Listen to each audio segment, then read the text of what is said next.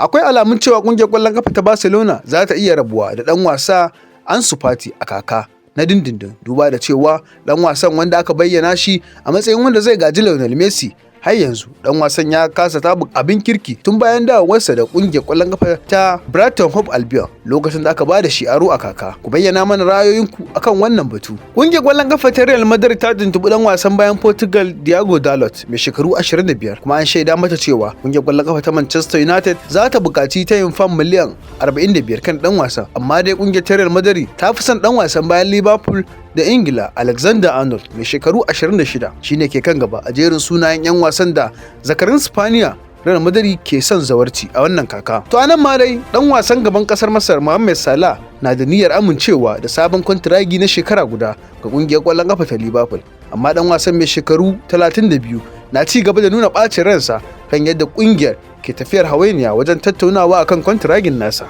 Ita ma kungiyar ƙwallon kafa ta Bayern Munich ta fara tattaunawa da dan wasan Jamus Lawrence Sane kan sabunta masa kwantiragi a kungiyar. Hakanan ma anan ma kungiyar ƙwallon kafa ta Real Madrid na nazarin inganta kwantiragin dan wasan bayan Spaniya Raul Asensio mai shekaru 21. Shi kuma kocin kungiyar ƙwallon kafa ta Manchester United Ruben Amorim na shirin tattaunawa da dan wasan gaban Ivory Coast Amad Diallo mai shekaru 22 wanda kwantiraginsa zai kare a kaka.